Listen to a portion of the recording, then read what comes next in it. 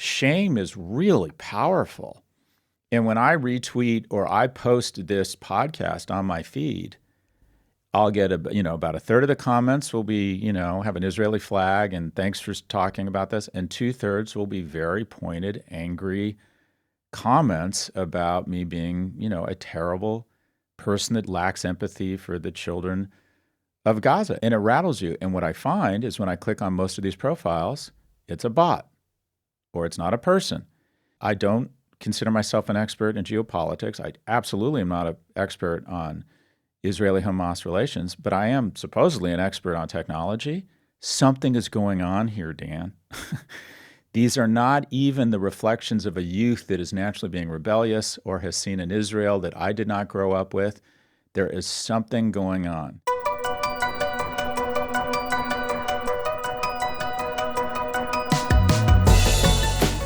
And I am pleased to welcome to this podcast for the first time my friend Scott Galloway, who joins us from London. Is that right, Scott? That's right. Yeah, Dan. First time on this podcast. I was thrilled to be on his podcast on Prof G when The Genius of Israel came out. And Scott has just returned from Israel. And the moment I learned that he was in Israel, I wanted to talk to him. So Scott, let's just start there and then we'll talk about Israel, and then I want to talk about the book you have coming out shortly. First, general impressions. Well, first off, my timing with respect to investments is remarkably bad, but my timing in terms of when to go to Israel is remarkably good. I was there last weekend, so I feel fortunate. Meaning you went the weekend where there weren't 300 drones, missiles. Cruise missiles, and ballistic missiles. Yeah, so there's that. There's that.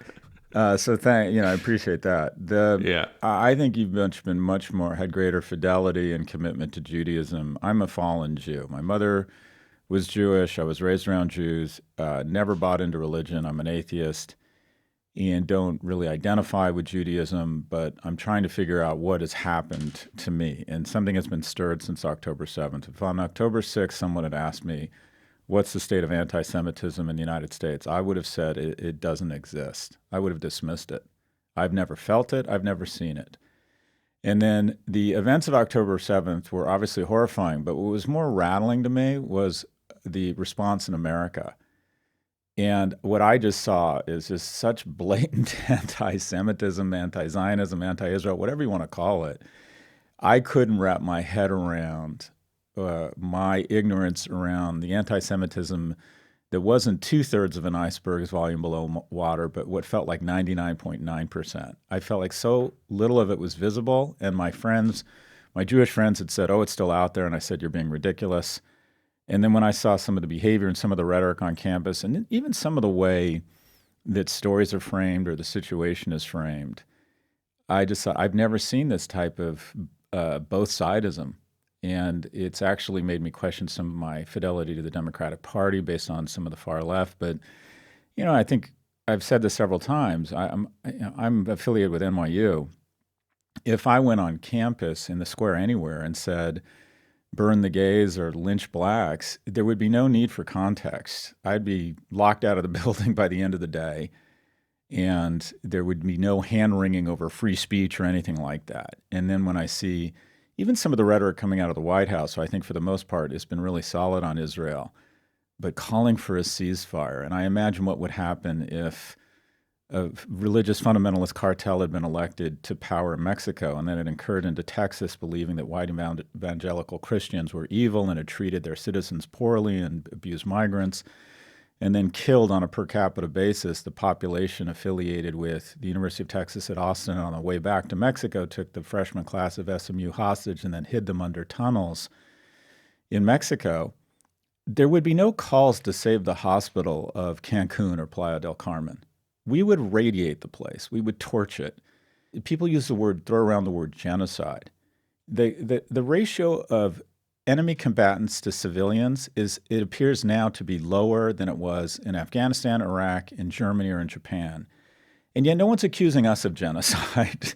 In much more adverse circumstances. In other words, what a lot of military experts and historians point out, including those who work at West Point, who have analyzed this objectively, they say that the casualty ratio is lower than in the places you cited. Plus, what those places did not have, what Israel has to contend with, is 300 plus miles of tunnels underground where the enemy are fighting. So the enemy is literally underground. All the civilian population is above ground. So it's even an added burden. And even with that added burden, the ratio is low. And they place their server farms beneath the United Nations relief facility. If you think about just the absolute double standard here in terms of the words that are used, the approach, Japan, Pearl Harbor, we lose 2,200 servicemen. Japan attacks a superior military force, the United States. We go on to kill 3 million Japanese, including 100,000 in one night. 2,800 people are taken out in 9/11 from al-Qaeda. We go on to kill 400,000 people in Iraq and Afghanistan. We do it less humanely. We kill more civilians relative to enemy combatants. Even now, if I type into Google number of people killed in Gaza, I get 32 or 33,000. And my understanding is that the latest numbers show that the Gaza Health Ministry, which is Latin for Hamas, has overestimated that number by 10 to 13,000 and also packed that false number full of civilians because they recognize that the only weapon they have after slaughtering a portion of a population with a superior military infrastructure is to bring to bear pressure from the international community. And unfortunately, it's working. And you have the White House and people here calling for a ceasefire. And let me be clear. I see, as someone who's always been fascinated with World War II history, I think in the fullness of time, we will equate some of the anti-Israel sentiment here and the both-sidism is equivalent to Nazi sympathizers in the late 30s in America. And people forget that anti-Semitism or being pro the Third Reich, there were a lot of famous people in the United States that had what at the time felt like rational arguments for partnering with or empathizing with the Third Reich and Hitler. It wasn't like they woke up and said, oh no, Jews should be put in concentration camps. They found what felt at the time reasons for why the Germans had been poorly treated. We had economically impaired them, that Hitler wanted to do an agreement with England and the U.S., that it was time to just not fight back and to strike an agreement. And I find some of the same language and also this constant trope throughout history that somehow the Jews are co-conspirators in their own genocide. And what we have here is a group that the standard bearer for depravity I see in terms of kind of quote unquote brands is the Nazis, right? The Nazis were the bad guys in the Raiders of the Lost Ark. Whenever you really wanted to get, the benchmark for depravity was the Nazis. And to compare Hamas to the Nazis is unfair to the Nazis. The Germans, similar to the British and every other nation, shipped civilians and kids and women out of military. They got them away. They didn't want to see their children and their wives and their sisters used as human ammunition or camouflage. In addition, the high command in Germany had huge task forces to try and deal with Nazis on the ground in camps that were killing Jews, murdering Jews, because it emotionally took a toll on them. Now, I'm not saying anyone should feel sympathy for these people, but they weren't calling their parents and bragging that they had just killed Jews. You're referring specifically to that video where that one Hamas fighter, literally they have audio of him calling his parents saying, I killed 10 Jews. Mom, Dad, get mom on the phone. I killed 10 Jews. Like the way you would call your parents when you got into college or something. Right. And what's amazing about that is if the guy had called home and said, Mom, Dad, we're one step closer to getting our homeland. We're one step closer to liberation. Mom, Dad, we've advanced. If there was some sort of strategic goal they were in pursuit of, but no, he was reveling in the slaughtering of Jews. That was where the joy came from. It was clear these young men, and most of them are young men, have been taught from an early age that there's a certain group of people that are guilty before they are born, and those people are Jews. And my view is that, okay, when you find sympathy and empathy for a group, I also don't think there's as great a sharp relief between the Palestinian people and Hamas as people would like to believe, and that's inflamed a lot of people. I think it's lazy thinking. 70% of Palestinians support the activities of October the 7th. When the IDF goes into these homes, they're finding in the majority of these homes, they're either linked to tunnels, have weapons, have pictures of people from Hamas.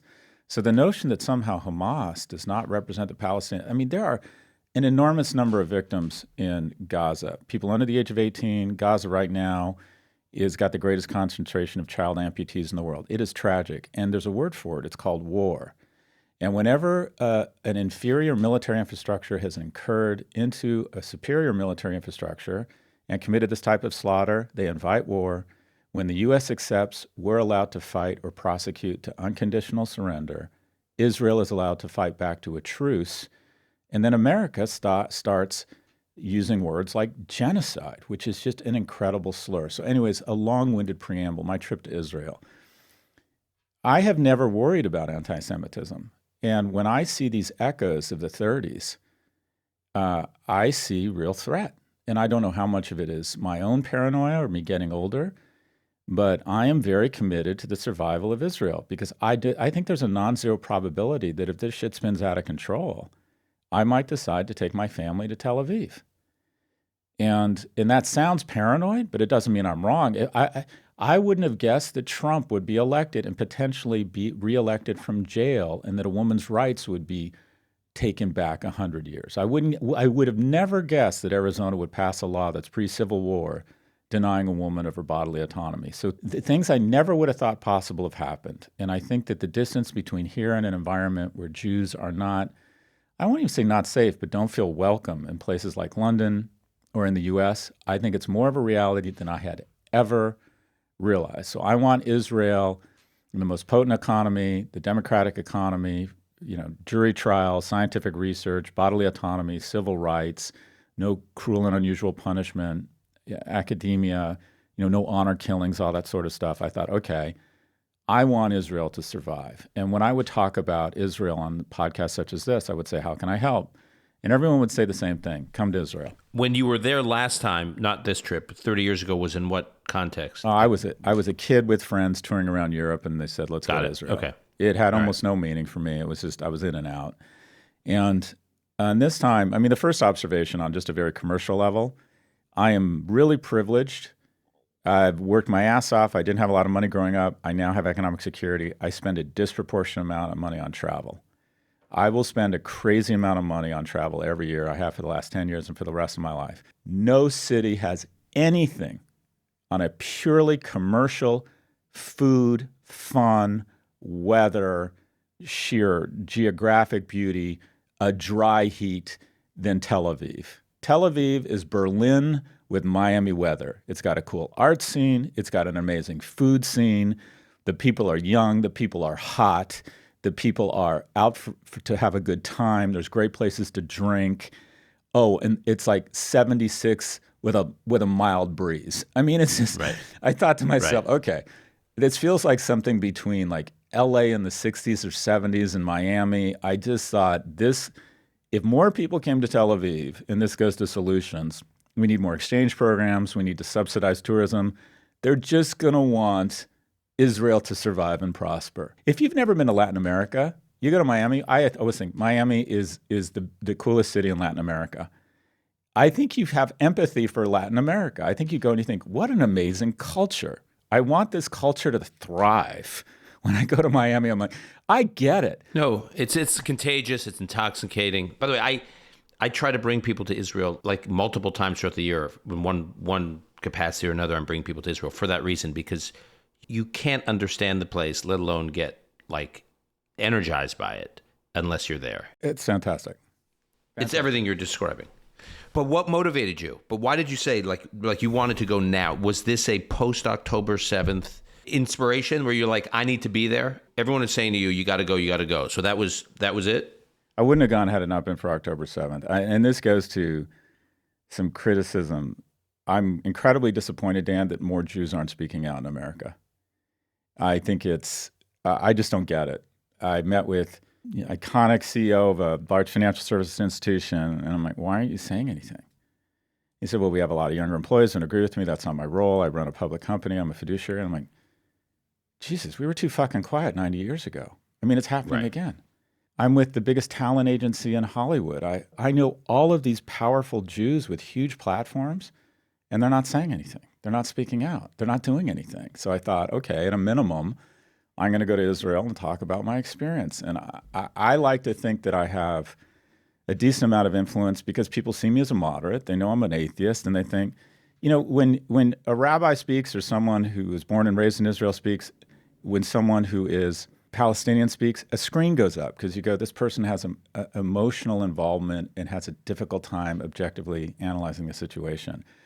So I'd like to think that I have some, I don't want to call it credibility, but some influence because I don't think people immediately know what I'm going to say about this. As someone who is far left, progressive, an atheist, has never really identified with Judaism. So I wanted to go. And the first part of the trip was as a tourist. It's amazing. I would suggest anybody when things settle down or before, go. I wanted to show support. And I spent a day. The other kind of flip side of the coin was I spent a day in the Gaza envelope. I toured Kibbutz Faraza, and that was obviously very heavy. And in the spirit of candor, my first observation, I went to one of the 22 kibbutzes that was attacked.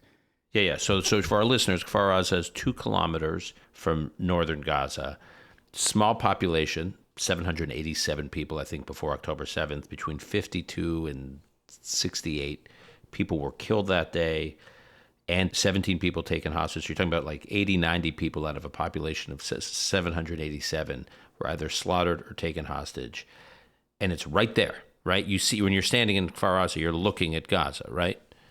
Yeah, you see it across a field. And One of the guides they paired me with was a mother who's returned, who feels it's important that people know what's going on. And you take a tour of her little home. It's probably 800 square feet. And you see the bullet holes everywhere. She has printed out the text messages that she sent to her daughter. She wasn't there. And I mean, it's just disturbing and horrifying. And it's difficult to find the words. It's difficult. I'm not going to try and describe it, but as you can imagine, you're in a place of like death and destruction. And beyond the heaviness, one of the things I felt, Dan, was a sense of anger at the IDF and Netanyahu. Because I look at that strip of land and I think, how the hell did they let this happen? Yeah. Because I don't understand military technology, but I understand technology. And I'm thinking motion sensors, blimps, cameras. Why weren't helicopter gunships here in about 11 minutes? Or all the warning signs. I mean, the fact that the night before, the Israeli signal intelligence had picked up that hundreds of Palestinians in Gaza were suddenly flipping their SIM cards to Israeli SIM cards. Right. That's interesting. This will all come out because there's going to be a commission of inquiry. All the signs, not to mention what you're talking about, which is the day of and the slowness in response. But when you see Gaza from literally the backyard of these places, you would think, well, the only reason you're going to have these residences here and have any reasonable semblance of life is a certainty or a trust that you have a competent government that protects against something like this. And that those people were let down. And my understanding of history in Israel is that whenever there is an attack like this, there is in fact a reckoning. And I think that reckoning will happen. My first sort of feeling was, how the hell did they let this happen, given the stated intentions of a ruling body to exterminate Jews? The other thing that was really fascinating for me was I asked to be taken to the crossing where they are letting in it's one of the entry points for supplies. And I saw what must have been a line of convoys that I couldn't see the end of it, all with supplies. And I got pretty close to it. And I was close enough to take a bunch of pictures. These were not fake trucks. This was not balsa wood. This was not an image. These were trucks full of supplies, building supplies, food, medical equipment. You know this better than me. How many people in Gaza? Over 2 million. Okay, so 2 million. 22,000 trucks have gone into Gaza. That's a little less than 100 people per truck. 100 people couldn't consume all the food on a semi-truck in the time it's taken. So my question is, all right, one of a few things is going on here. Either this is the biggest illusionist David Copperfield trick where they somehow get these trucks across the border and do something with these supplies, or these supplies are being intercepted and either sold or hoarded, or there is, again, a filter through which anti-Israel and to a certain extent anti-American sentiment. And also, to be fair, a lot of those supplies that come from UAE, come from Qatar, come from Bahrain. But this notion somehow that there's this great orchestrated starvation, I just don't see the logistics adding up. And I wanted to get pictures of these trucks because, again, the narrative is the genocide and starvation narrative. When I see the data says this war is being prosecuted less inhumanely, which is a synonym for war, than America has ever prosecuted a war. So for me, it was, as you can understand, disturbing and rattling, taking the tour of the kibbutz. But also, I just feel as if I'm learning more. I want to play a role in having what I call a no malice view of the data around the situation and then communicate it to my constituents. It has come at a cost. Yeah, let's talk about that because your audience is different than mine. So are you hoping you're going to be able to persuade some of these people that perhaps are on the fence, or you just feel like you have to say it and let the chips fall where they may? One of my role models is Sam Harris, the podcaster. He said, if you're wealthy or you're economically secure and you have people who love you unconditionally, you have an obligation to speak your mind. And I'm very fortunate. I have both of those things. And what I see, my podcast audience is the part of the audience that is 80% not supportive of Israel. Specifically, I get very young progressives listen to my podcast. I get some moderates and some conservatives, but my listenership is very young, very sort of urban, skews a little bit male, but my downloads on my podcast are off any week since October 7th, and I began speaking about Israel, anywhere between 7 and 12%, which in a world of podcasting where people subscribe and have to unsubscribe, that's kind of not a collapse, but that's a real hit. Within a week of speaking out, I lost $1 million in speaking gigs. And I don't think it was anti-Semitism, Dan.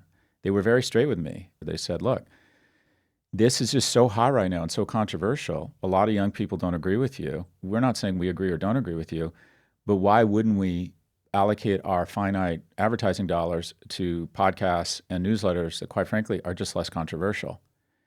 And I empathize with that. I don't think they're being anti-Semitic. I think they're just being capitalists. But here's the thing. I'm in a position of privilege. I want the money. I'll use it, but I don't need it. So I do feel a bit of an obligation to finally, and here's the other thing, Dan. You're politically involved. You're, I think, a little bit more, civic-minded than I am. When Hurricane Katrina happened, I thought, I'm going to get a Winnebago and prepaid phone cards, and I'm just going to head down there with water. And what did I do? I did nothing. There was the pile around 9/11. I'm like, I'm going to go down there. I'm an able-bodied young man. I'm going to go down and help out. What did I do? Nothing. My life has been a series of good intentions that result in like fuck all. I don't do anything. And I thought, okay, I'm running out of time. I'm literally running out of time. And so I thought, okay, I have some sense of history. I understand data. I have a following. The way I have the biggest impact is the fact that my audience doesn't agree with me. I'm not preaching to the choir. It doesn't do me any good to go on my podcast and talk about, I don't know, tech is eating the world. Well, okay, no shit, Sherlock. Everybody knows that, right? Or big tech is bad, or that, Instagram is bad for kids. I do say that. I don't know how much impact I'm having really when you think about it, because a lot of people, my listeners, it's self-selection. Where I can have a real impact is I might lose some listeners. I might lose a little bit of money. But I'm hoping some of the moderates on my podcast say, well, this guy seems fairly rational. It's not obvious what he was going to say about this. He doesn't feel any real emotional connection to Judaism. So maybe I can help, change some hearts and minds. So this is like, for me, this is just sort of overdue, right? Enough virtue signaling already. Well, what are you going to do about it? And I have been really disappointed that more Jews aren't speaking out. It's like, that's it? That's what we got? Who's speaking out right? I mean, there's you. I mean, it's just not that many people. It's a chorus of a few. If it's just me, we're screwed. I'll tell you, Scott, I'm like cringing as you're speaking because sadly what you're describing is not new.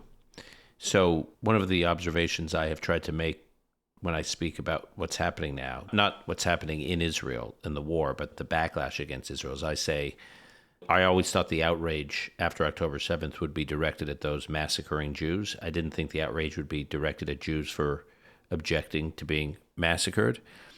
And then I actually look back and I say, if you look at every century, 3,200 years, go onto Google, I tell people, and type in the word anti-Semitism and pick a century, you will be shocked by what you see. It's like rinse and repeat. It's the same thing over and over, and many of the same trends like the one you're describing, which is Jews in positions of power who have become somewhat assimilated.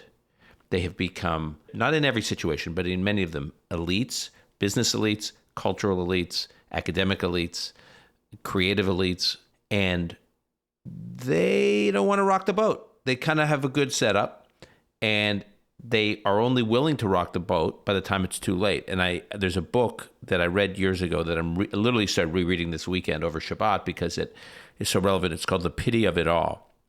And it is about German Jewish life between 1743 and 1933. I'll post in the show notes by a fantastic writer, Amos Alan. So it's about German Jewish life between 1743 and 1933. And it basically traces how Jews, over time, among other things it looks at, achieved enormous amounts of power and influence in German society right up until 1933. And they convinced themselves, we'll be fine. We're powerful. We're influential. We rub shoulders with our non-Jewish elite peers.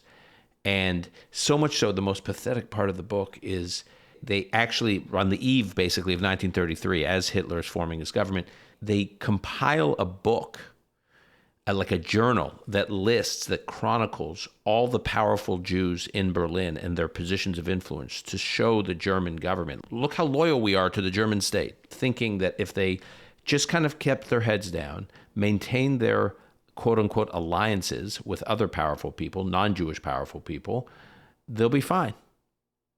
And they weren't fine. And I resist making the leap from this moment to we're about to, be a version of the Third Reich. But you do see these trends in history where Jews become very influential in the diaspora, and the dial is turning of anti-Semitism. And they're trying to strike a balance between being aware of it, but not wanting to rock the boat. And I think that's what you're describing. Well, I was on Rabbi Stephen, is it Leader or Letters podcast? Yeah. The whole trans debate. My attitude is there's 140,000 trans people in the United States. One, I don't think the Democratic Party should be shifting its platform to talk about bathrooms. But at the same time, I don't understand why people are so hostile towards this community that is the size of the number of lacrosse players in Wisconsin. And I don't understand how there has, throughout history, been so much animosity for 0.2% of the population. I just don't get it. I don't understand how so few people have consistently always found and been on the receiving end of this animosity. And Rabbi Leader's view is that Jews have always been taught throughout history, successful Jews, to kind of fly below the radar, not to flaunt or exercise your success, to just keep it to yourself. And I think that still holds today, and is why a lot of people aren't speaking out. And also, I empathize. If you're a young person that's maybe sympathetic towards what's going on in Israel, or you're Jewish and you're an actor in media, one of the horrible things about social media is, I mean, let's talk about the narrative here. If I go on social media and I post something about Biden said we will support Israel unconditionally, and I just have the quote and I put it out on Threads, I just know I'm going to get a bunch of pushback. I don't enjoy being called Professor Genocide. And unfortunately, these comments and the overwhelming pushback you get silence you. They shame you and they silence you. And if you're still in your income earning years and you're focused on your career, which most people are, you might not have, you can understandably just sort of keep these views to yourself. And what I find is I get a lot of kind of what I'll call powerful, influential people texting me. Thank you for speaking out. Really appreciate your views. Agree with you. And I was right back and I'm like, boss, that doesn't do me any good. Go on social and say, yeah, I agree.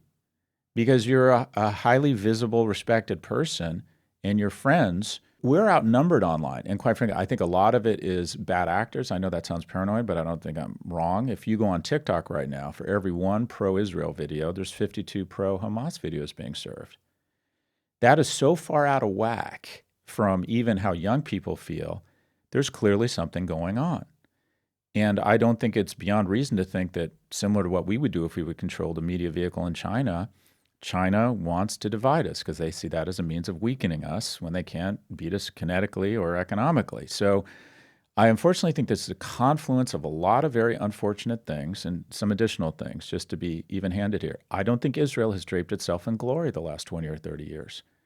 I think they've morphed from David to Goliath, the oversettlements, the outright bigotry we see on the Knesset, a prime minister who, in my opinion, has been overly aggressive and has been Machiavellian and to ensure there wasn't a two-state solution. We've gone from being the good guys to the bad guys. And that, I don't think they've acquitted themselves well from what I'll call a sympathy or a global brand standpoint. Young people naturally want to disagree with their elders. Some of that is healthy. They immediately, when they see that 80% of people my age support Israel, they want to question it. That is healthy, but it's so skewed that something has gone on here. And then also, Dan, I do think there's something very nefarious going on in social media. Because if you look at the ratio of pro-Israel to pro-Hamas content on TikTok relative to, say, Threads or the control group being Facebook, either Mark Zuckerberg has decided to put his thumb on the scale of pro-Israel content, or the CCP is putting its thumb on the scale of anti-Israel content.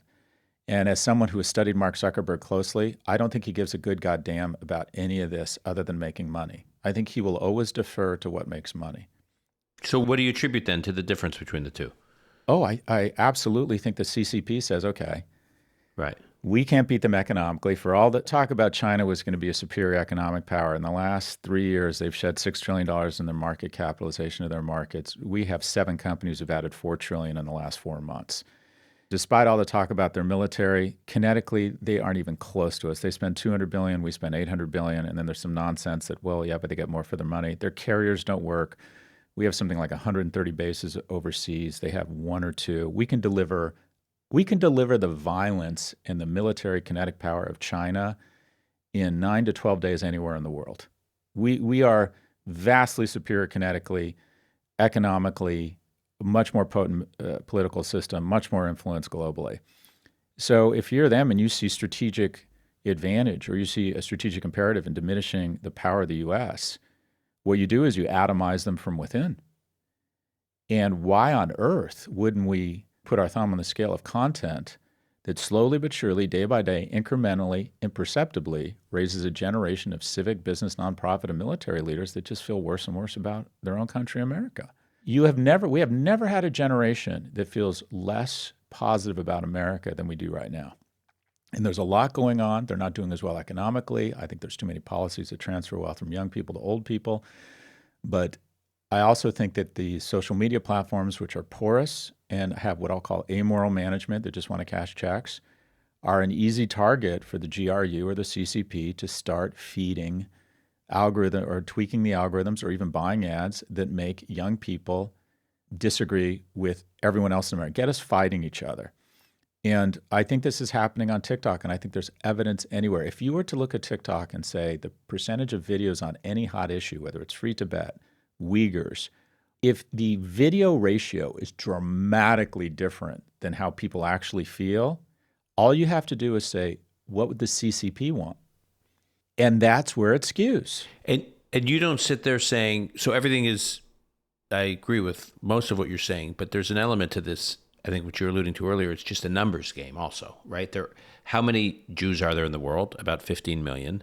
And then the billions of people who, 2 billion Muslims in the world, I'm not saying they're all hostile to Israel, but say some subset of them are sympathetic to an anti-Israel message, and then add on different communities. And before you know it, this is a numbers-driven algorithm. And even if the CCP is not putting its thumb on the scale, the way these algorithms work, is it just an impossible battle?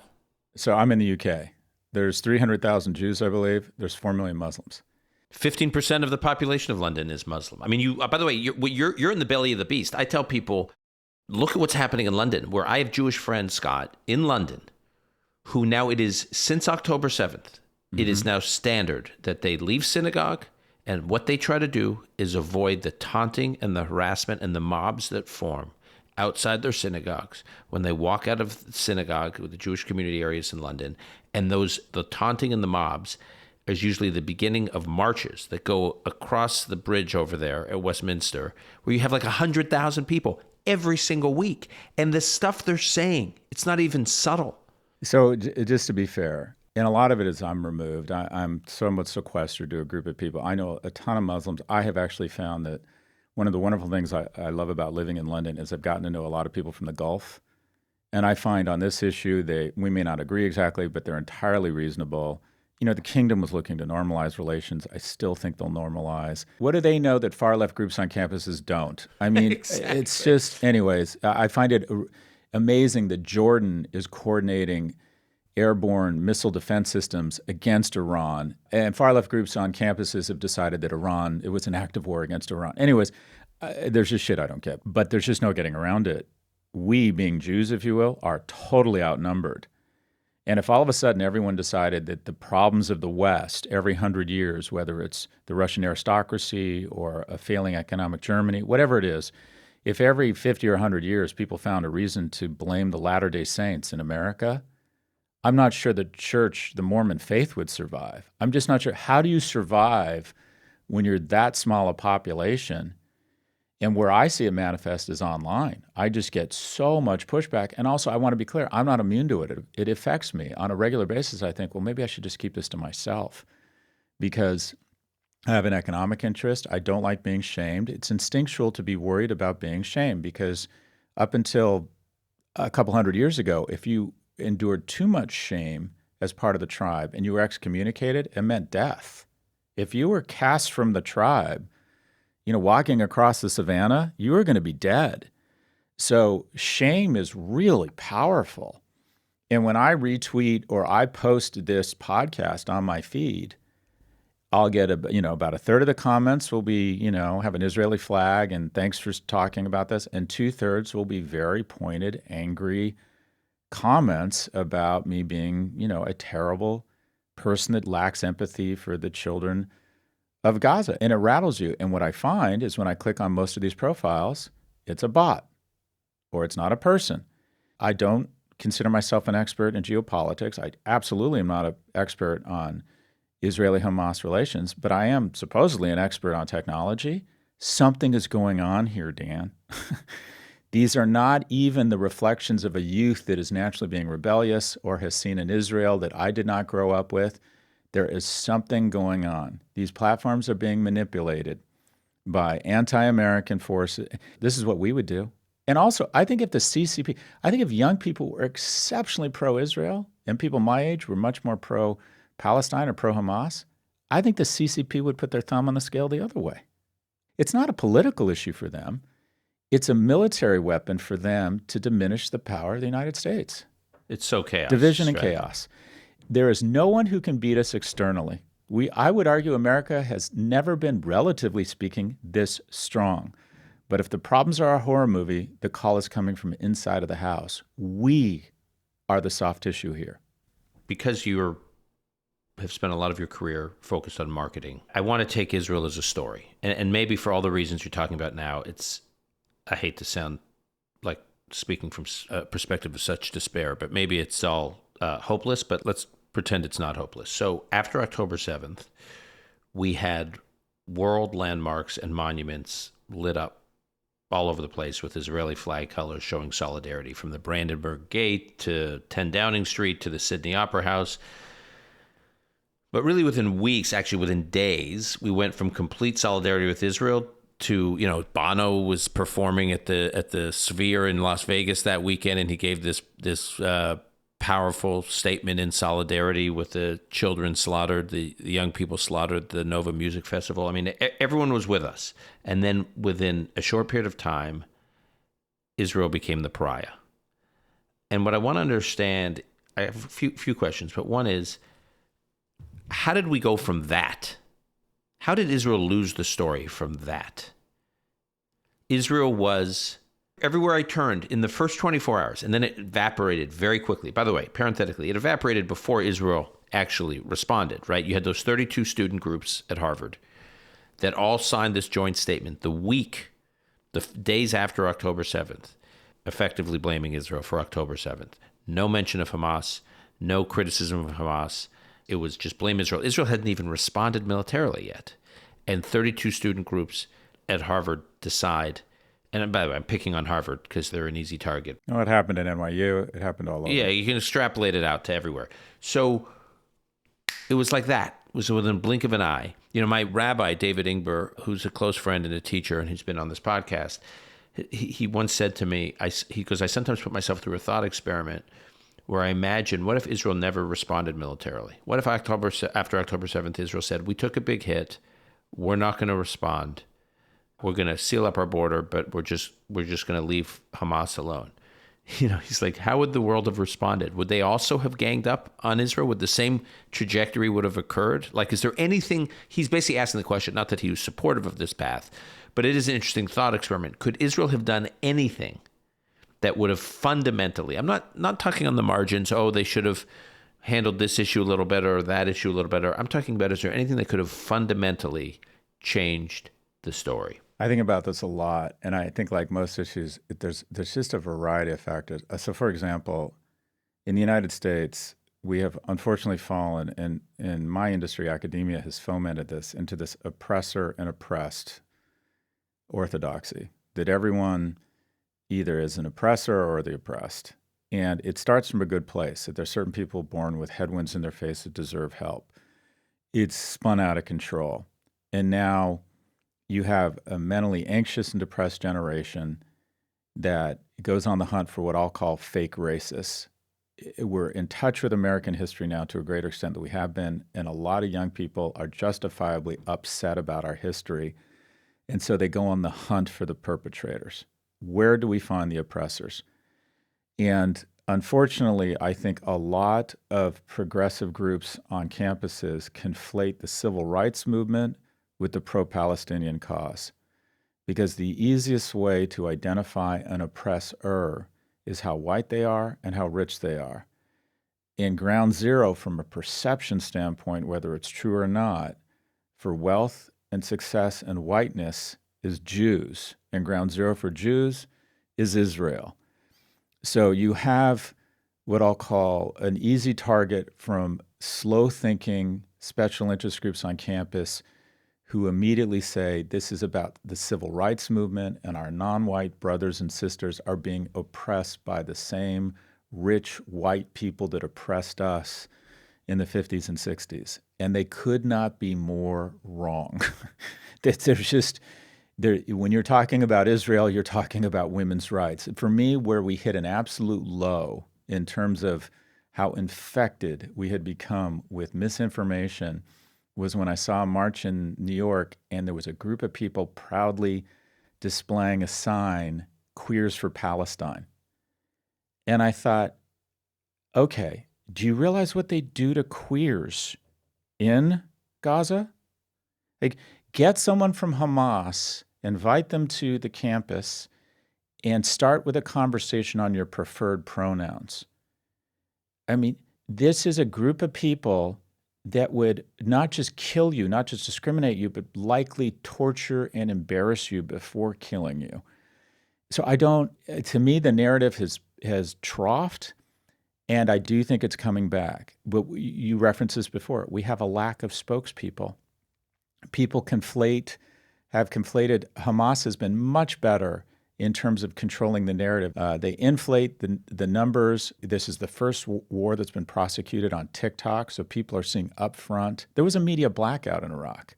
We'd like to think that 400,000 Afghanis and Iraqis just sort of floated away, right? Okay, now it's being broadcast on TikTok, the horrors of war, and it is horrific, and there are a ton of innocent victims, and it's an incredible indictment on a huge flaw in our species that we end up killing children to solve, these disputes and these conflicts.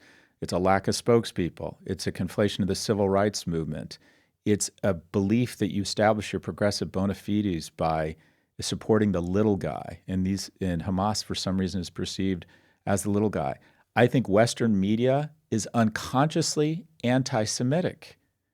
And also the White House, anti-Semitism nobody just stands up and says, I hate Jews. They're not going to say that, and they don't believe it. But when they start talking about we must save the hospital.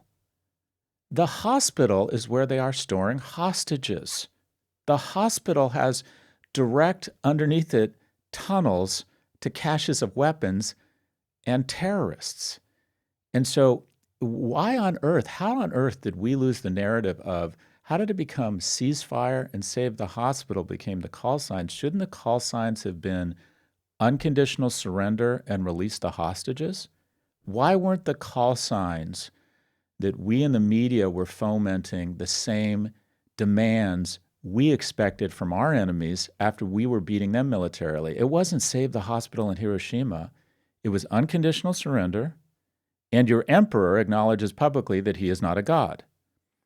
And there's only one retirement plan for the senior officers of the Third Reich. We kept bombing Hamburg and Dresden well after we had won the war. And when they asked the generals in Eisenhower, why do we keep killing civilians in Hamburg and Dresden? The answer was very straightforward. They need to know they lost.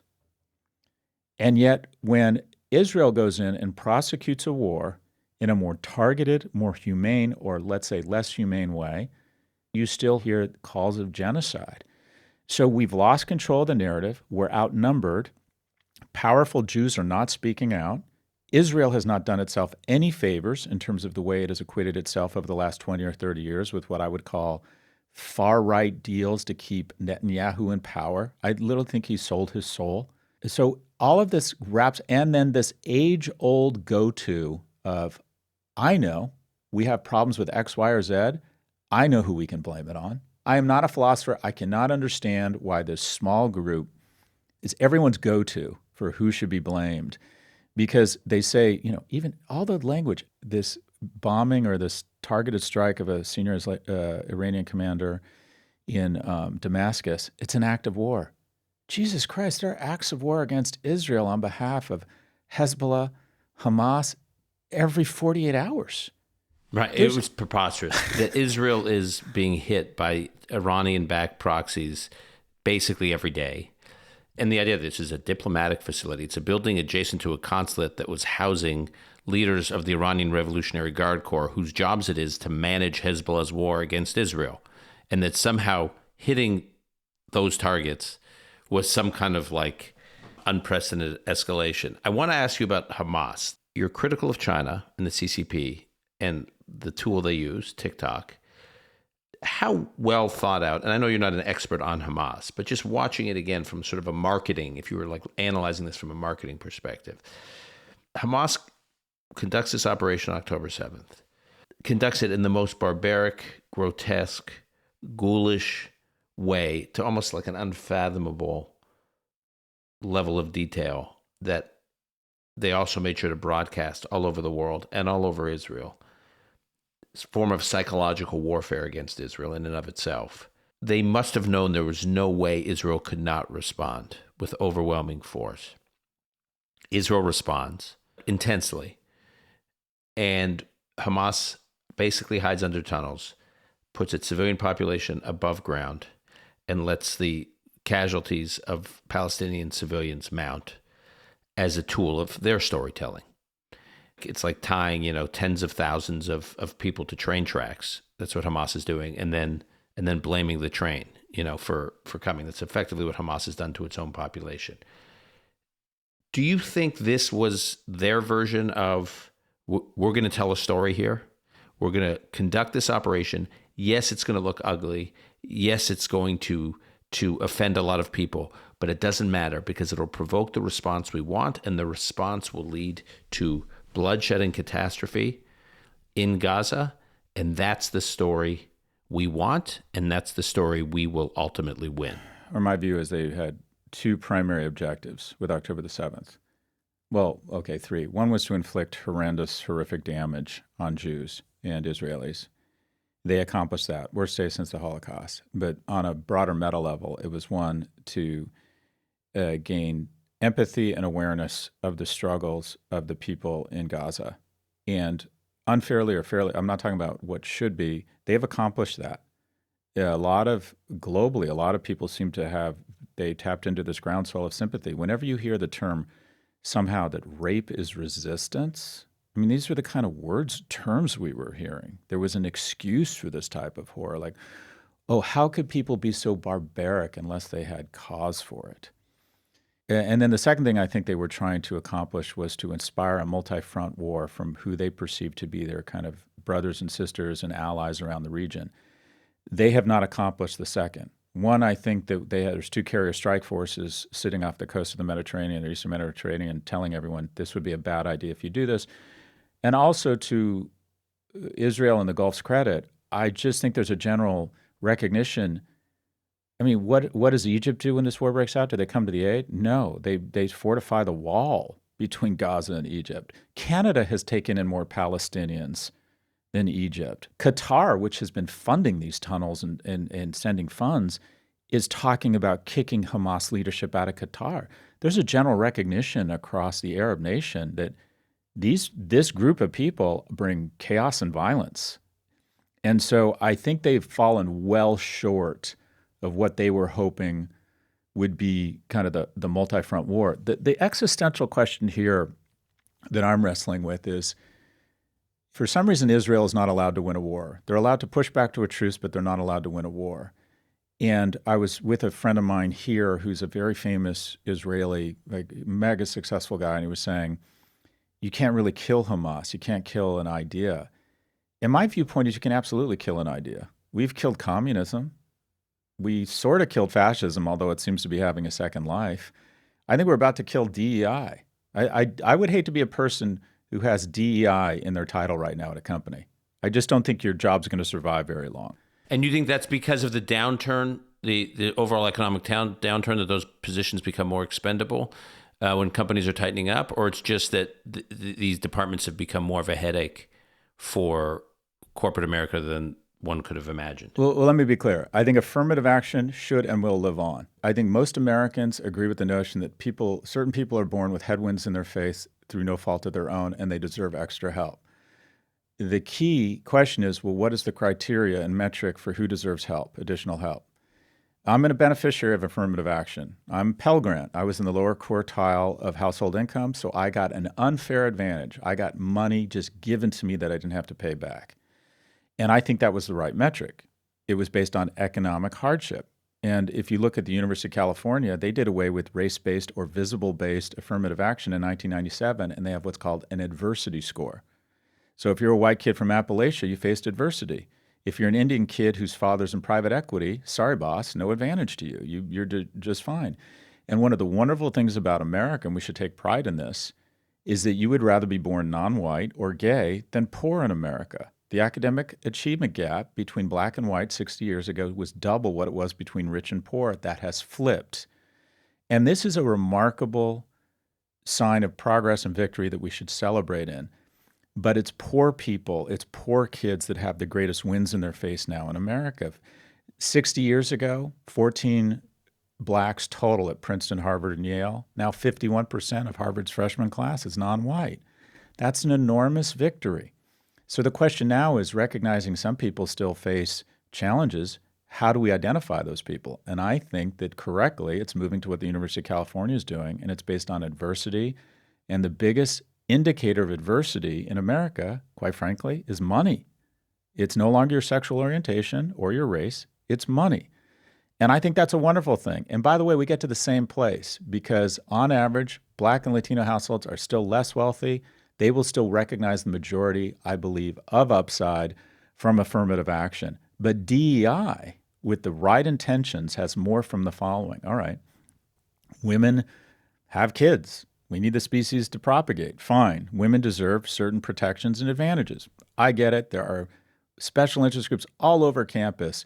Go Girl, Golden Seeds, Women in Consulting. Tons of great advocacy for women. Blacks have endured an enormous amount of bullshit. Okay, they need help. Gay people persecuted like no end for a long time. And slowly but surely, everyone or groups that deserve protection, understandably, justifiably, that deserved additional protection, additional resources, additional sensitivity, it ended up where we are now, where it's essentially everybody but white males. And under the age of 18, white males make up 24%. So when you have an infrastructure that is built on allocating advantage and resources to 76% of the population, you are no longer helping people who are being persecuted. You are discriminating against the 24%.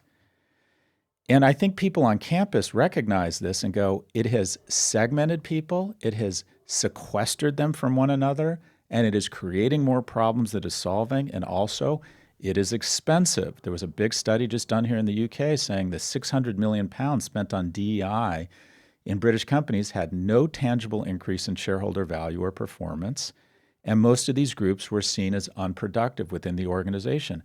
I'm not suggesting we're done. I'm not suggesting we still don't need attention, but there are laws now. I think there's much more awareness, and I think the DEI, as it stands right now, especially on campus, is going to be disassembled. And we've ended up with MIT, where there are 11 employees for every one that teaches. And as someone who's on these campuses, these administrative functions, whether it's ethics, I think it's ridiculous we teach ethics in college. I can't teach my 13-year-old to make his bed, but I'm going to tell a 27-year-old how to be more ethical. It is the height of arrogance and pretentiousness. Teach them accounting, teach them how to make a living such that they have the luxury to be better people and be better citizens. It's just such incredible. And by the way, these departments are never measurable. They're well paid, but there's no way you can get fired. Because if you say anything about the DEI group, it immediately means you're a racist. And isn't it awesome to have a job where there are no real visible measurable outcomes other than quotas? So I think DEI as it currently envisioned is going away. Having said that, I'm an enormous advocate of continuing to give resources to people who are disadvantaged. I just think the metric should be economic hardship or adversity relative to anything visible. I think it ends up doing more harm than good when you tell people that based on visible characteristics, they're going to be advantaged over others.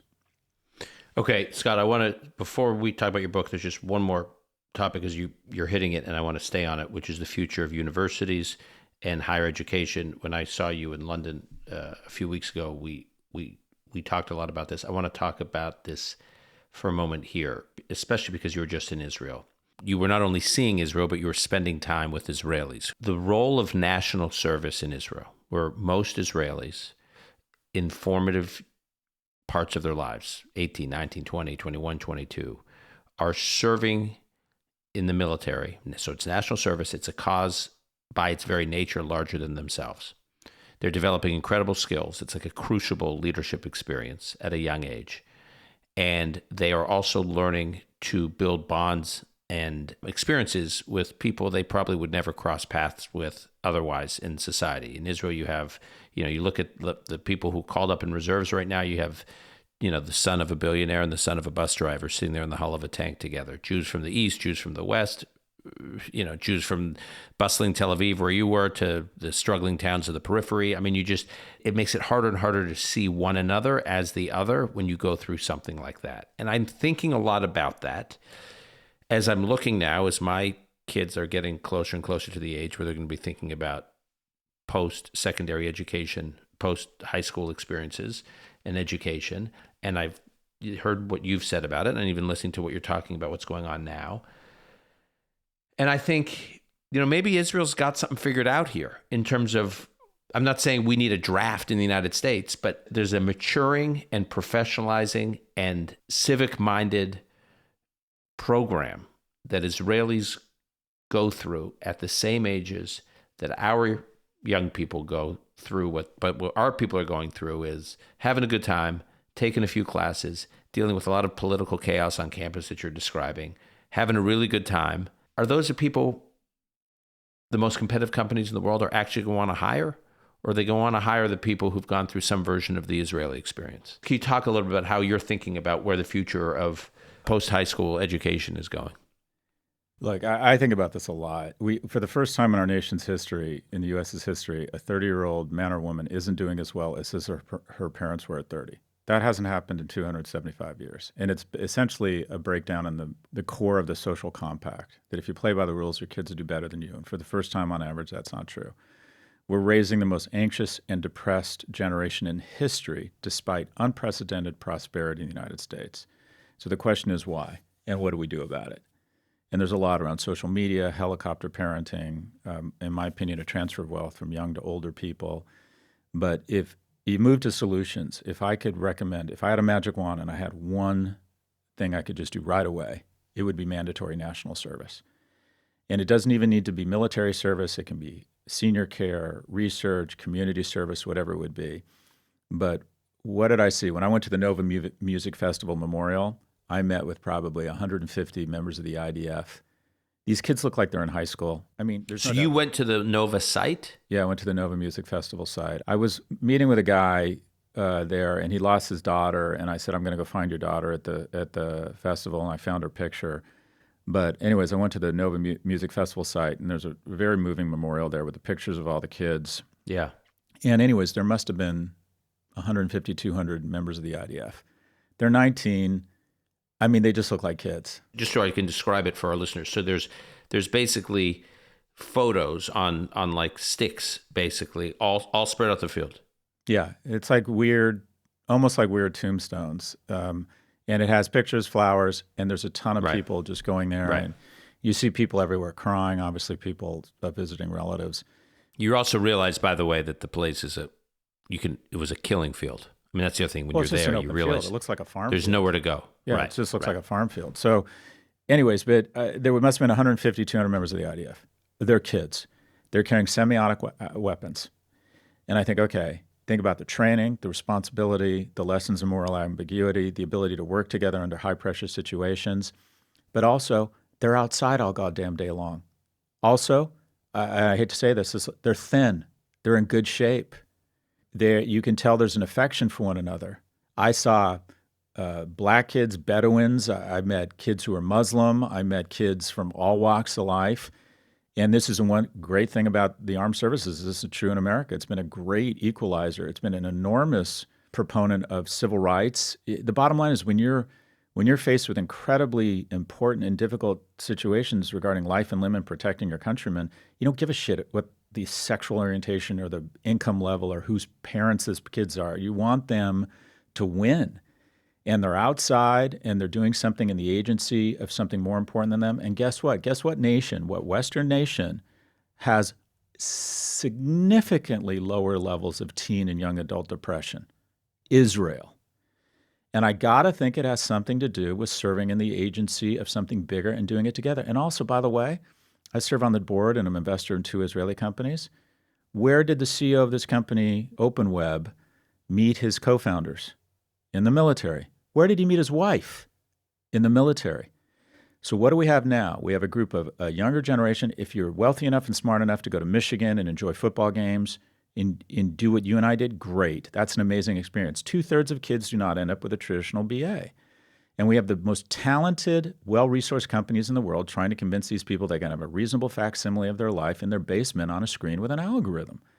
And it's sequestering them from people. They're not developing social skills. They're not meeting mentors. They're not meeting romantic partners. They're not meeting business partners. And they feel no sense of fidelity to the flag and the uniform. And the reason why we passed so much great progressive legislation in the 50s and 60s in America is the majority of our elected leaders had served in the same uniform.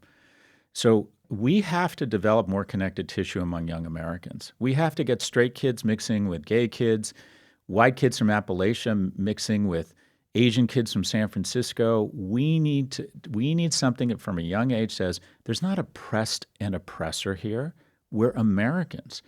So I think national service, and it's easy for me to say now that I've aged out, but I absolutely believe that some form of national service and on a smaller level, gap years, exchange programs. But I think about this a lot. I have 16 and 13-year-old boys. My biggest nightmare is they're just at home doing nothing but falling prey to a bunch of big tech companies who figured out a way to addict them, enrage them, and make them feel bad about each other and about America. And what I saw in Israel is a lot of young people serving in the agency of something much bigger than themselves together. It would be an enormous win for America if we could bring that back. My most recent book, which I was on your podcast talking about the genius of Israel, we wrote the book with this in mind, that this is a playbook. What Israel has experienced, it's a political mess, Israel. It has failed political institutions, but it is a societal success story. Weak institutions, strong society. And to your point, the International Happiness Report just came out. We talk a lot about the Happiness Report in our book, but the most recent report came out. Everyone's focused that Israel, given the year it just had, between the judicial reform debates, which tore this country apart, and then obviously October 7th, which was the worst day for Jewish slaughtering since the Holocaust. Despite 2023, Israel's still the fifth happiest country in the world. That was extraordinary. But what was even more extraordinary to me, if you dig down deeper, Israel's one of the two happiest places in the world for people under 30. The United States' numbers are plummeting for people under 30 in terms of happiness. And I think that's exactly right. People live with a sense of purpose and connection to their past and future and connection to one another. Speaking before about books, I want to spend a few minutes on the book you have coming out, The Algebra of Wealth, A Simple Formula for Financial Security. So I want to transition to this. I have not read all of it. You got a lot on your plate, Dan. but I wanted to say, Scott, what I have read of it, I have two reactions. Yeah. One, in contrast to other pieces you've written, your newsletter or the Algebra of Happiness, this book is not sentimental. You're very clear that this is not I'm not going to make you feel good about capitalism. It's sort of very like no, tachlis is the word in Hebrew. It's like a very like, I'm just going to cut to it. Like it's not a sentimental case for the free market. I'm sentimental about the free markets. Mm-hmm. This book is not sentimental. And then I want to get to another topic of the theme in the book, but why? Why the lack of sentimentality? I think America becomes more like itself every day, and that is it's a loving, generous place if you have money, and it's a rapacious, violent place if you don't. And I think it's getting that way more and more every day. I don't think that's good. I just think it is. And I wrote a book saying, all right, by the way, this isn't a book for someone who's struggling with their credit cards, and this isn't a Susie Orman, just pay cash, tear up your credit cards. This is for someone who's has good prospects, decent certification, is willing to work hard, thinks I'm going to make probably decent money at some point. But there's a study showing that you are the sum of your 5 friends. The biggest influence on your kids, Dan, we like to think it's us or their school. It's not. It's their peer group. They become the same weight, the same political affiliation. They make the same kind of reasonably the same income. They live in the same place, support the same football teams. What's different, though, is that if you take 5 people who are making the same amount of money their whole life, 3 will do okay, 1 will end up poor, and 1 will end up exceptionally wealthy. And I tried to break down the strategies and the behaviors of people who manage to go from making a good living to being very wealthy. So it's not a book on how to make a shit ton of money and be a baller. It's a book on assuming you make a good living. Some of you will end up financially secure, some not, and someone in that group will end up very, very wealthy. And I wanted to understand the delta. It's also an attempt kids need to have financial literacy. I go through each of the markets, the credit markets, the stock market, the IPO market, real estate, and I talk about the advantages and disadvantages of all those markets and try and just break them down such that you have some financial literacy. But I also try to distill it down to an algorithm of what I have observed through research and my own personal story of how you get real financial security. And it comes down to, I think, some basics. The first is focus. Find your talent, not your passion. Young people mistake passion for a hobby. You're basically nullifying literally every graduation ceremony commencement speech of every the worst advice luminary in the world. People who tell you to follow your passion are already rich, and the guy telling you to follow your passion made his billions in iron ore smelting. He's full of shit.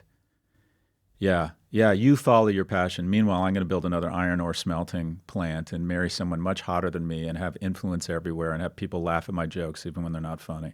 But you should follow your passion. Passion means that usually an industry where there's a 90% plus unemployment rate. SAG-AFTRA is the union for actors, 180,000 people, the most talented creative people in the world. 87% of them don't make enough to qualify for health insurance. They make less than $23,000 a year. So find your talent. That's what your 20s are for. Find your talent, something you can be good at, maybe even great at. And if you want to be in sports, the arts, when I say art, like an artist or music, or you want to open a restaurant or be in fashion, at a very early age, people will tell you you're in the 0.1%. And if you're not one of those people, then I would suggest you sequester that to your weekends and be a DJ on weekends, but make money doing something else. And so the first is you use your 20s to workshop, to try and figure out a way to make a decent living and be great at something.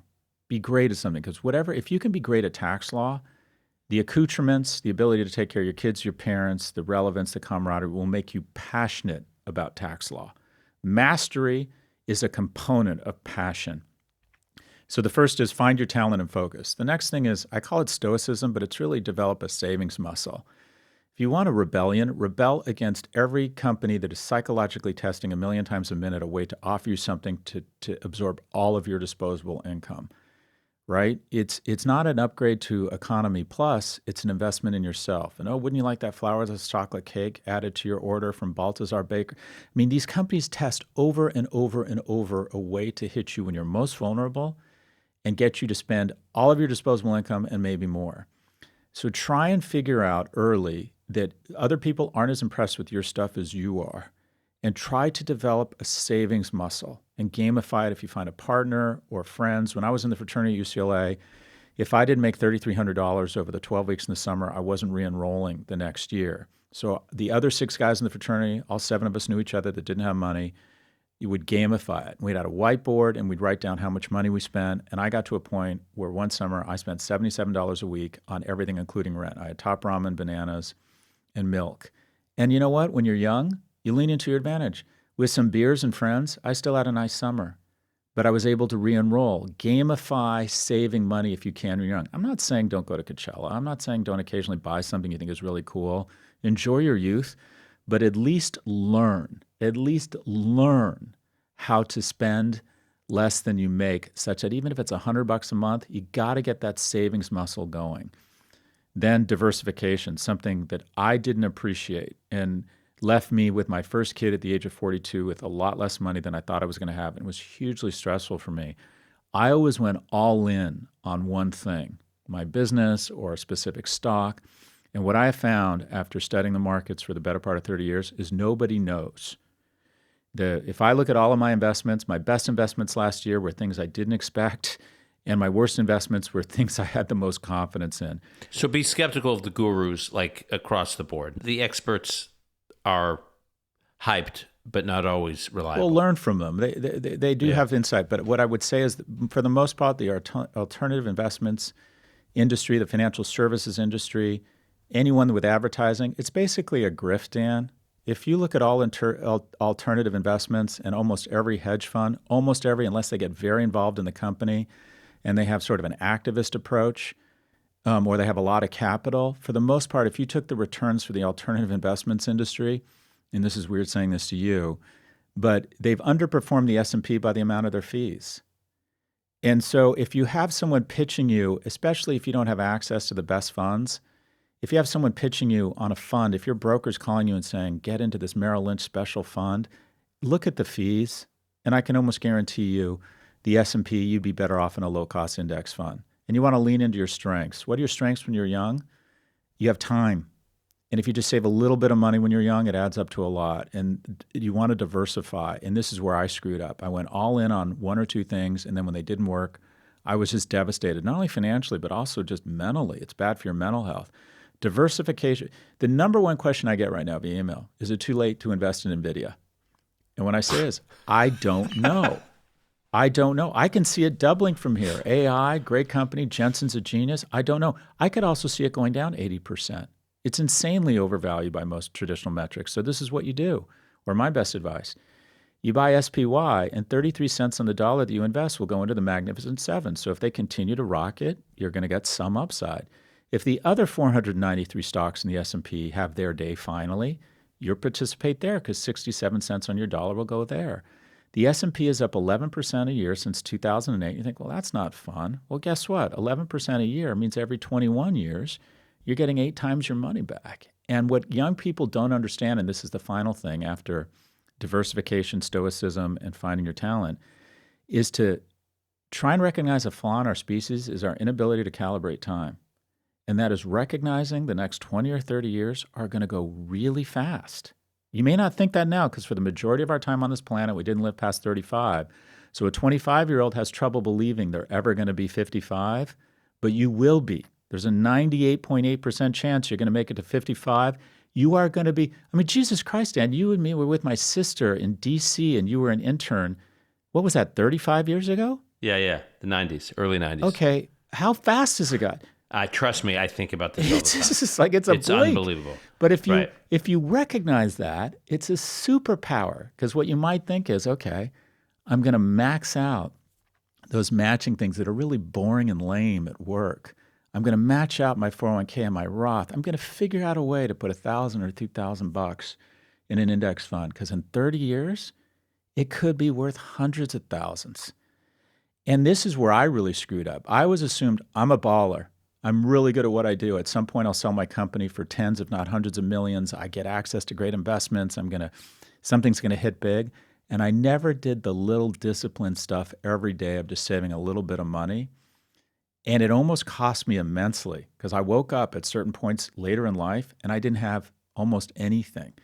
So recognizing a flaw in the species, our inability to articulate time, diversifying, trying to spend less than you make, and also at a very early age, find your talent, find what you're really good at. And if you can master it, distinct of how romantic or sexy the industry is, it is sexy to be really good at something and make a lot of money. People will find you really interesting.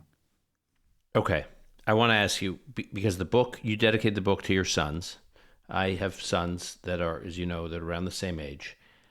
One of the most annoying things I find when I try to impart pearls of wisdom, what I think are pearls of wisdom to my sons, is they are seeing all over social media these incredibly romanticized stories of inspiration, where they see these little videos about some amazing tennis player. My kids aspire to be professional tennis players, or some amazing whatever. And, focus on your dream, stick to your, so you can be the best. These cliches, they're like cringe-inducing cliches. And the word you use here is I hear you. I wrote this down. Outliers make for great inspiration, but they're lousy role models. And that's what it is. My kids are fixated on the outliers. And when I tell them it's great to have a passion, you love playing tennis, you love playing music, you love doing, but the odds that you're going to be able to make a career out of this, it's like preposterous. And then I sound like such a buzzkill, because here my kids are all full of hope and the future and, motivation and drive. And I'm telling them what they're doing will most likely 99.9% not going to be their profession. And putting all their chips on that is just insanity. And you write in your book, the path to economic security, the speed, slow. The path to doing it is doing it slowly. I get all that. How do you tell a teenager that? Yeah. The answer is you can, especially your own teenagers. It has to be other people. It's what I found. But look, it's must watch. Meaning because they'll never listen to us? They have to hear it from someone else? Young men at about 14 or 15 have a healthy instinct where they don't trust anything their dad says. They admire their dad. They come back. They actually trust what other dads and their friends say more. So it's very difficult for us to give I'm bragging. I get young men all over the world seeking my counsel and parents, except for my kids. My kids don't believe anything I say and are inclined to do the opposite. But a very tactical recommendation, must viewing for you and your kids, is the Basketball Diaries. And it's these two black kids in an urban center, amazing, like godlike athletic skills, best in their high school, going to college, don't get anywhere near the pros. Don't ever get to $1. And sports is an amazing way to connect grit and effort. I love team sports. I at one point thought, well, maybe I could do something in sports. And then unfortunately for me, I got to UCLA and found out pretty quickly that I was a very mediocre athlete relative to people who are real athletes. Look, I think they got to learn that on their own. What I would say to people pursuing a passion project, I don't want to crush their dreams, but be realistic. If you want to be in fashion, you should know, you just got to ring fence it. By the time I'm 25, I want to be making enough money to support myself so I don't need help from my parents and have my own line, whatever it is.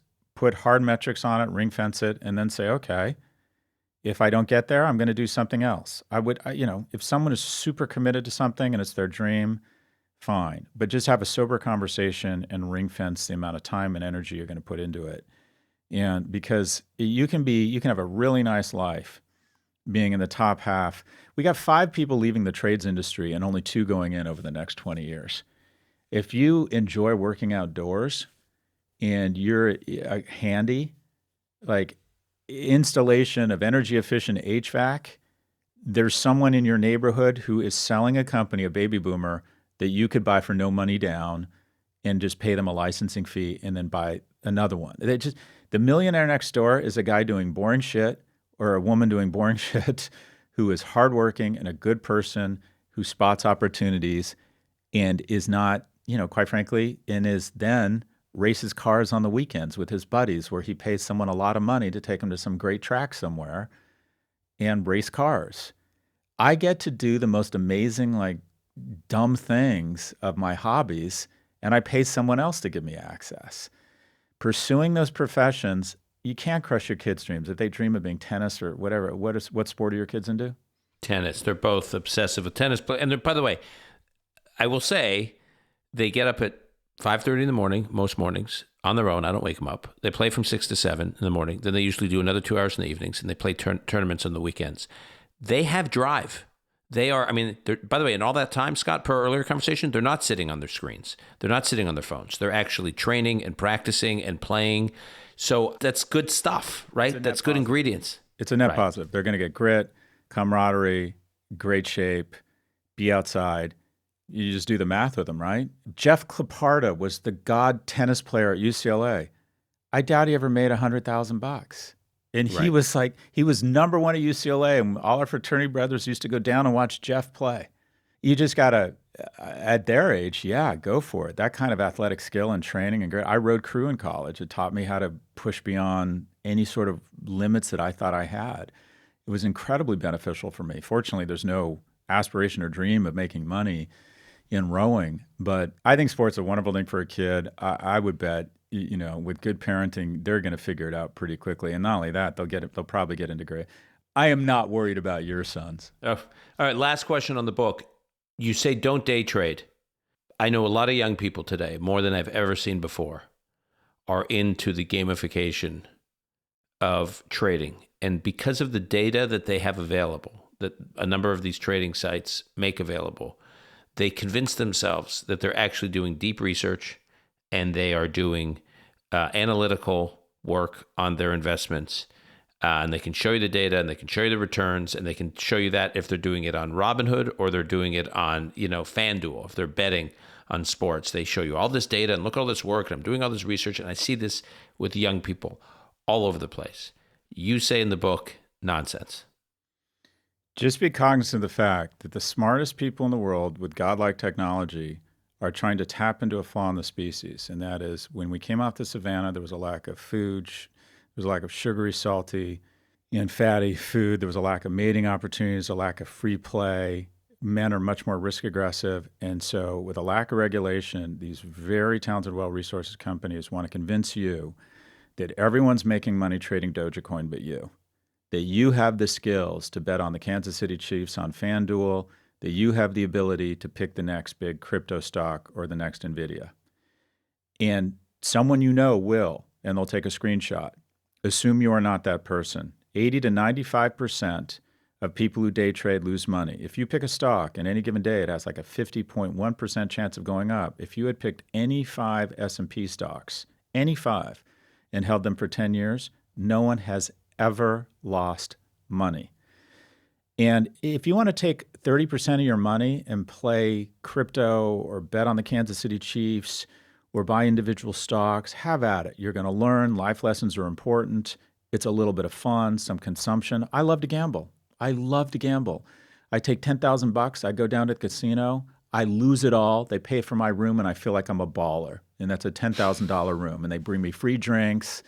I wear a kilt. It's consumption for me. I finally have the money where I can do that. But I'm not pretending that I'm good at it. I'm not pretending that trading stocks, I have some insight and that if I'm on the right board on Reddit, I'm going to make money. It's gambling. It's a dopa hit. And that's fine. We all need dopa. Knock yourself out. But here's the thing. I can look any kid in the eye and go, I know how to get you rich. That's the good news. Or I know how to get you economically secure. The bad news is the answer is slowly. And anyone trying to convince you that you can find the perfect mate on Tinder, that if you just eat this stuff, you're going to get ripped fast. If you just trade using Trade Like Chuck or some strategy, or you listen to smart people on Reddit and you trade stocks on Robinhood, it is a path to disappointment, to less money than you'd have otherwise, and also incredible mental and emotional hits. Find something you're good at, outsource it, low-cost index funds, and then take all of that time you were spending checking your phones for where Bitcoin is or where stocks are, and reallocate that and double down into your job. I hate side hustles. If you are doing too many side hustles, you're in the wrong main hustle. Find something you're good at, you could be great at, and double down on that thing. And then spend less than you make, put a little bit of money away every week, every month in diversified funds, and then in an instant, you're going to be Dan and Scott's age, and you're going to have financial security, which is amazing. It is so much fun to take care of your kids. It is so much fun to go to Tel Aviv and stay at the Norman. It is so much fun. I don't play tennis, but you know what I do? I get to meet them because I go to fucking Wimbledon because I have a lot of money. And you know what? That's better. It's better. I'd rather be me than the number 8th ranked tennis player in the world. I'd rather be Roger Federer than me. I'd rather be Nadal than me. But below 4 or 5, I'd rather be me. Making money in a boring, lame industry that gave me access to those people because I invested, I had discipline, and I had patience.